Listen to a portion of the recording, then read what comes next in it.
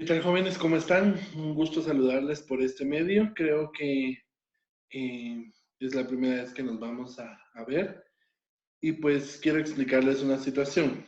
Debido a las situaciones de turnos, de la situación que estamos viviendo como país, pues en algún momento somos llamados a servir y por lo tanto, entonces se me hace imposible dar las clases en vivo en este momento. Por lo tanto, vamos a trabajar por medio de estos enlaces que yo les voy a estar enviando, que no van a ser de todo el tiempo, sino que van a ser de manera esporádica. La manera en la que vamos a trabajar es la siguiente. Número uno, ustedes van a ver este video donde yo les voy a dar la explicación sobre el tema correspondiente. Y seguidamente lo que ustedes van a hacer es plantear sus dudas, hacer las preguntas que ustedes tengan y las pueden mandar por medio de la aplicación de Modo, por control total o por la aplicación de mensajería WhatsApp para que podamos verlo. De todos modos, programaremos una reunión en Zoom directamente para aquellos estudiantes que tengan dudas y que quieran que se les resuelva y se les estará publicando en la plataforma de Edmodo el código de la reunión y el horario en el que se les estará atendiendo. Así que por favor vamos a empezar con nuestro tema del día de hoy y vamos a empezar hablando sobre lo que es...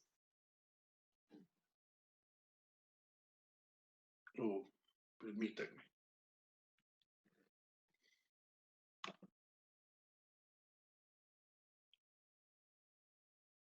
Vamos a ver hacia...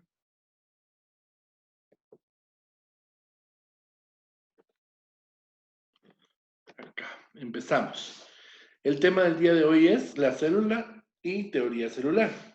Pues básicamente nosotros tenemos que recordar que una de las características de los seres vivos, que fueron lo que habíamos visto en la definición de vida, una de las características es de que estos requieren de una organización compleja. Y al hablar de una organización compleja, hablamos de una interacción entre sustancias o elementos químicos que le van a dar una funcionalidad específica a cada uno de los elementos celulares. Pasamos entonces a saber que la base de la vida va a ser el desarrollo de esta organización compleja, que lo van a dar precisamente las células. Las células son unas unidades básicas, vitales para el desarrollo de la vida y que van a ser las formadoras de esa organización compleja como característica de los seres vivos. La célula pues va a ser el objeto de estudio de la citología, en el cual vamos a hablar de la palabra cito, que significa célula, y luego se estudio de la citología, entonces va a ser el estudio de las células y de los componentes celulares. Últimamente se ha cambiado el término de citología y se ha empezado a emplear el término de biología celular, principalmente en las carreras que estudian las ciencias de la salud y que entonces el término se hace un poquito más amplio en el sentido de poder explicar o explicar la vida a través de las células. Se rompen los paradigmas en algún momento con el desarrollo y el descubrimiento de la ciencia. Al principio pues hablábamos de que estábamos conformados por cuerpo, mente, alma, espíritu, pero poco a poco, con el desarrollo de la tecnología, con el desarrollo del primer microscopio, que en 1665 el señor Robert Hooke crea ese primer microscopio con lentes superpuestas, y ¿qué es lo que genera? Ve una especie de corcho del corcho que todos conocemos como de las botellas de vino, y lo cortó en una parción muy fina, puso varios lentes de aumento y a la hora de observarse se dio cuenta que había unas como agujeros en esas celdillas y que que estaban vacías, y que él decía que en algún momento esas celdillas estuvieran llenas de algo. Y fue el primero en acuñar el término célula. Fue el primero en utilizar el término de célula para referirse a esa celdilla. En 1674 viene el señor Anthony van Leeuwenhoek, que genera un microscopio un poquito más complejo. Resulta que este señor en realidad era un relojero que tenía una afición por los lentes y trabajó en un proceso de modelado y de pulido de los lentes, de manera que empezó a crear lentes con mayor aumento y empezó a experimentar. Genera su primer microscopio, que ustedes pueden ver la imagen en la pantalla. Es un microscopio bastante simple y rudimentario, y al señor se le ocurre empezar a hacer varios experimentos. Primero, observa una gota de agua de un estanque y empieza a ver que en esa gota de agua hay estructuras que se mueven. Entonces él dice son animales, solo que son animales muy pequeños, entonces les voy a decir animáculos. Lo que él no se había dado cuenta es que lo primero que él fue el primero en determinar o en observar bacterias. Esos pequeños animáculos que él logró observar fueron bacterias que estaban en la gotita de agua de ese charco, de ese estanque, y que fueron los primeros seres vivos microscópicos observados.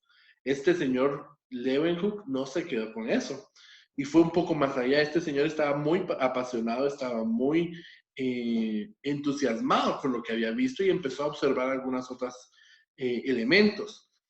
Observó los espermatozoides que se contenían en el semen del hombre, se puso a observar la sangre y fue uno de los primeros en ver, en dibujar y en describir un eritrocito. Llegó al punto de que este señor dijo, bueno, estoy encontrando en todos los fluidos, en todos los líquidos, pues estos animáculos, estas pequeñas seres vivos que tienen movimiento y todo. Entonces llegó a observar sus heces hasta llegar a ver un quiste o un trofoseíto de Yardialandia. Este señor genera, pues, con todas estas observaciones, un documento que envía a la Real Academia de Ciencia de Londres, explicando todas estas observaciones. Pues, al no ser parte de la comunidad científica, pues no le ponen tanta atención. Pero no es hasta 1831 cuando este señor Robert Brown viene y empieza a hacer sus experimentos y empieza a darse cuenta de que hay células, empiezan a encontrar los organelos celulares. Él, en específico, el señor Robert Brown, lo que hace es descubrir que en cada célula hay una parte central, una parte un poquito más densa, un poquito más oscura, que a las visiones o a las vistas se ve de una manera diferente, y lo que él no sabe es que él está viendo el núcleo de la célula. En 1838 viene el señor Johannes Purkinje y se da cuenta que dentro de la célula hay un líquido y a ese líquido se le va a llamar protoplasma, o él le determina como, o le pone el nombre de protoplasma. Ese mismo año, en 1838, viene el señor Matthias Schleiden, junto con, que es botánico, con el señor Friedrich Schwann, que es un zoólogo, y se dan cuenta de que tanto los tejidos vegetales como los tejidos animales están formados por esas pequeñas celdas, por esos pequeños seres vivos, y que están interrelacionados entre sí, y se dan cuenta entonces que tanto animales como vegetales están formados por células. Y finalmente, en el año de 1855, el señor Rudolf Virchow dice que toda célula proviene de una célula preexistente. En base a todo esto, pues se desarrolla el concepto de que la célula es la unidad básica de todos los seres vivos. Primer característica de los seres vivos, volvemos a caer a lo mismo, es la organización compleja. ¿Y quién es el que le da esa organización tan compleja a la vida? La célula. Todo ser vivo va a estar formado por células, plantas, hongos, bacterias, animales, todo lo que tenga vida y que se clasifique como un ser vivo va a estar formado de células. No puede estar formado de otros elementos, sino que la unidad pequeña viva o la unidad viva más pequeña va a ser una célula. De esta forma podemos encontrar que hay organismos tan pequeños como células individuales independientes, que son los organismos unicelulares, a organismos más grandes que tienen una relación muy fuerte y que forman organismos mucho más complejos y que van a ser estos los organismos multicelulares. Estructuralmente, todos los tejidos, todos los seres vivos, todos los elementos que conforman la vida van a estar formados por células. Y finalmente, todos los seres vivos, volvemos, pareciera un círculo vicioso, y es que es en realidad, en base a todas estas observaciones en las que se fueron dando cuenta de que había una relación directa entre las células y la vida, se forma algo que se denomina teoría celular, en la cual, pues nosotros eh, creemos que la vida se desarrolla a partir de la aparición de la primera célula. Y tanto los señores Matthias Schleiden, el señor Rudolf Virchow y el señor Theodor Schramm generan unos postulados muy importantes en base a la vida. El primer postulado de la teoría celular dice, y es lo que hemos estado repitiendo desde un momento, que todo ser vivo va a estar formado por células como unidad estructural. Si es un ser vivo, tiene células. Si no tiene células, no es un ser vivo. El postulado nos dice que para que consideremos a algo como una situación, como un elemento vivo, tiene que estar formado por células. El segundo postulado, vamos a hablar sobre la afirmación del señor Virchow, que este señor decía que todas las células que nosotros conocemos, que nosotros vamos a ver, todas estas células tienen su origen en una célula antecesora, o sea, en una célula preexistente, una célula que es la mamá, que generó una célula nueva por división de las células que ya existían. De manera que las células también van a ser consideradas como una unidad de origen. ¿Por qué? Porque van a dar origen a más células. La vida dando origen a más vida. El tercer postulado, vamos a ver que las funciones vitales de los organismos ocurren dentro de la célula, o sea, la función de transformar, la capacidad de generar y consumir energía no se hace por fuera de la célula, sino que se hace por dentro, por medio de la maquinaria metabólica. Y si se han dado cuenta, empezamos nosotros a hablar de las características, de las 7 características de los seres vivos. Primera característica, organización compleja. La célula es compleja, definitivamente. ¿Tiene capacidad de reproducción? Definitivamente. ¿Tiene la capacidad de generar un metabolismo, de gastar y de crear energía? Definitivamente. Entonces, todas estas situaciones van a conllevar al desarrollo de la teoría celular, en la cual vamos a aceptar que la célula es la base indispensable e indiscutible de la vida. Pues en base a todas estas características, definitivamente nosotros determinamos que la teoría celular, que es la teoría del origen de la vida más aceptada y que científicamente tiene mayor peso y mayor evidencia científica, es la base del origen de la vida. Sin embargo, nos queda una incógnita muy importante por resolver, que es cómo se forma la primera célula, dónde surge. Y ahí volvemos a caer a la misma incoherencia. En algún momento, la teoría quimiosintética, las teorías del origen de la vida vuelven a tomar auge. Pero para un motivo biológico, la teoría celular es la más aceptada. Y el cuarto postulado de la teoría celular nos habla que la célula se transmite la información de generación en generación por medio de un material genético, que es la información hereditaria, necesaria para el control de su crecimiento, de su ciclo, de su desarrollo, y también para la funcionalidad de un organismo y de su especie. Quiere decir esto que entonces va a ser una unidad genética de transporte de información especial para cada una de las especies. Nuestro material genético es diferente al de una bacteria, al de una planta, al de algún animal, aun cuando sea del orden de los primates, aunque compartamos reino, familia, clase, pues nuestro material genético va a tener variabilidad con respecto a las otras especies porque nuestras células son diferentes.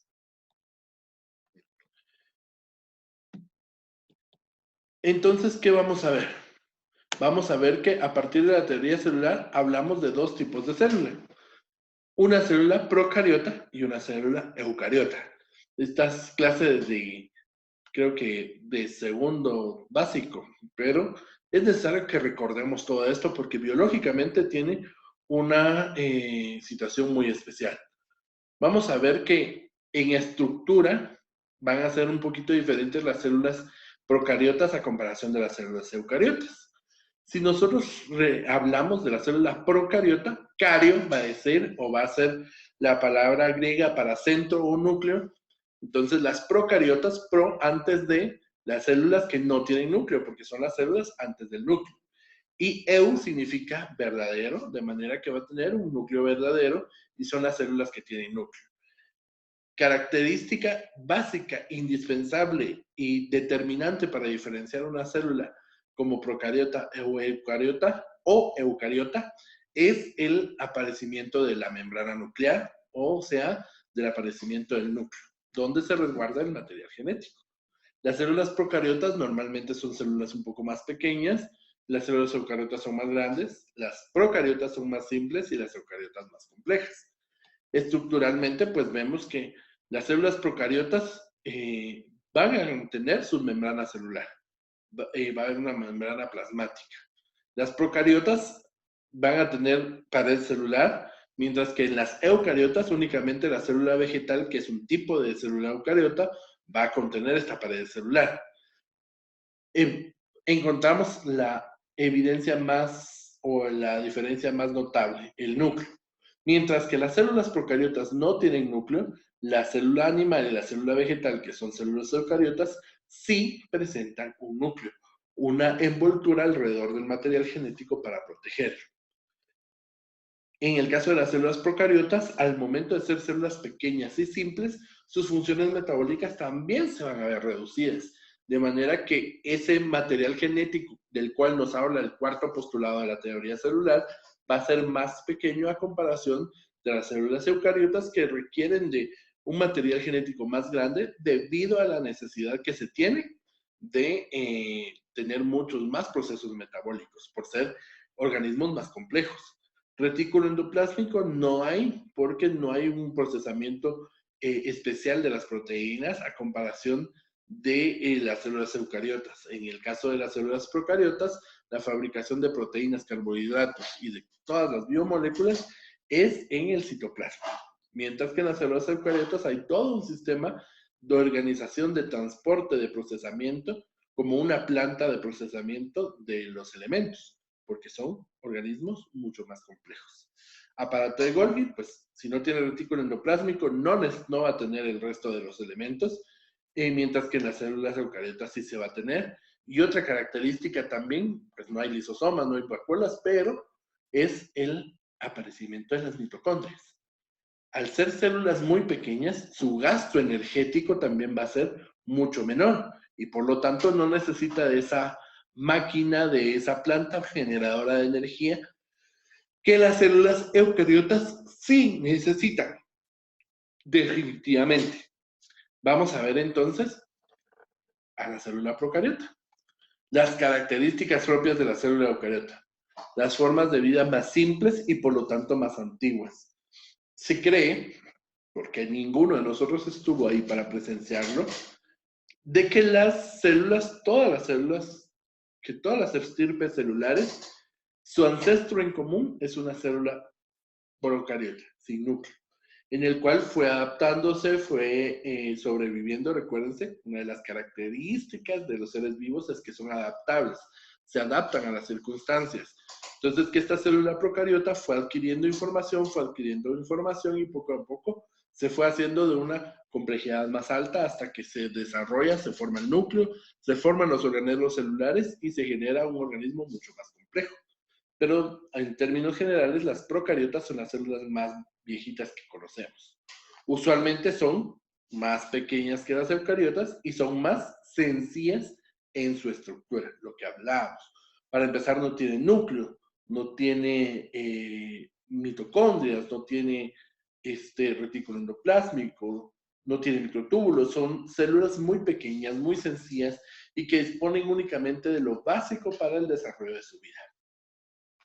Su tamaño promedio de 1 a 10 micrómetros y finalmente la característica más notable es de que carecen de núcleo.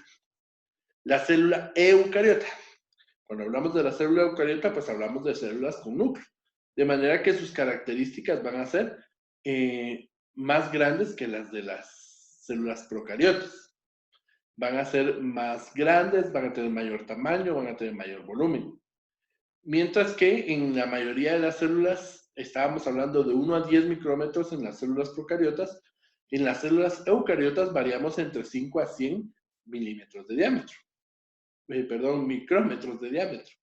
Las células de los protistas son totalmente diferentes, mientras que los hongos, plantas y animales son células eucariotas, son células con núcleo. Y la característica más notable es precisamente que estas células tienen un, un núcleo que va a albergar al material genético, que lo va a salvaguardar y que lo va a proteger del desgaste, de las lesiones que pudieran tener estos durante su ciclo celular, durante su ciclo de reproducción celular. Vamos a terminar casi con esta clase, realmente hablar sobre citología, sobre la célula, sobre la teoría celular y sobre los tipos de células, es más que todo un repaso. Vamos a entrar de lleno la otra semana con el tema de las organelas celulares. Y para eso, pues ustedes tienen sus libros de texto, los cuales también estoy pendiente de subir a la plataforma de Edmodo, donde ustedes van a tener acceso a los links para descargarlos en el caso de que pues no los tengan ahorita, aunque yo ya se los había pasado a sus memorias. El tema de organelas celulares lo encontramos en el libro de la biología de la vida en la Tierra, capítulos 4 y 5, en la biología de STAR, en la biología capítulo 4 y 5, y en el libro de biología básica de la página 87 a la 115. Vamos a tener que realizar una tarea en casa. ¿Cuál va a ser esa tarea? Pues obviamente tenemos que tener los conocimientos de esta clase en el cuaderno, por lo tanto ustedes van a pasar sus apuntes y van a hacer ya sea resumen, ya sea transcripción de la clase, como ustedes lo quieran, pero necesitamos tener una evidencia en el cuaderno de que estamos trabajando en casa. Investigar las partes del microscopio y lo vamos a dibujar en nuestro cuaderno, de manera que vamos a enviar una foto en una asignación de Edmodo donde se les va a asignar su punteo para que puedan desarrollar sus temas en específico. Hablar de biología es un tema muy interesante, hablar sobre las células, sobre cómo es que nosotros estamos formados por miles de millones de células. Hablamos de que solo en la circulación un adulto promedio llega a tener más de 2.000 millones de células o incluso 2 billones de células, entre eritrocitos, plaquetas, células de defensa, las células que componen el sistema cardiovascular. Es una complejidad tal el hecho de tener varias células formando nuestro cuerpo y que estas células tengan una relación entre sí. Por favor, vamos a leer nuestros temas de organelas celulares para que podamos en la siguiente clase discutir y resolver las dudas, inquietudes que tengan. Estén pendientes de la aplicación de control total de Edmodo para la programación de la clase que vamos a tener o de la sesión de resolución de dudas. Y nuevamente mis disculpas por no estar virtualmente presente con ustedes en una clase en vivo, pero vamos a desarrollar los temas. Así que por favor, sea cortés, ande con cuidado, edúquese lo más que pueda, respete para que lo respeten y guárdese en su casa para que Dios nos ampare del coronavirus. Un saludo, compañeros, que aprendamos lo más que podamos. Estudien, guárdense, vean una su serie, desarrollen sus temas, estudien, repasen los conceptos de primera unidad, porque en biología los conceptos y todos los conocimientos son acumulativos. ¿Qué significa eso? Que vamos a seguir recordando los temas de la primera unidad. Chao, un saludo y saludos a sus familias. Que la paz del Señor esté con ustedes y que por favor hagamos caso, estemos pendientes a las publicaciones del gobierno, del colegio y del Ministerio de Educación para estar pendientes de todo lo que está por venir. Los tiempos de Dios son perfectos, así que espero que ustedes estén haciendo caso, que estén en casa, guardados y resguardados, y que podamos salir todos juntos de esta emergencia. Todos juntos venceremos el coronavirus. Así que bendiciones. Nos vemos en la siguiente clase. Dudas, Edmodo, WhatsApp, control total. Un saludo, jóvenes.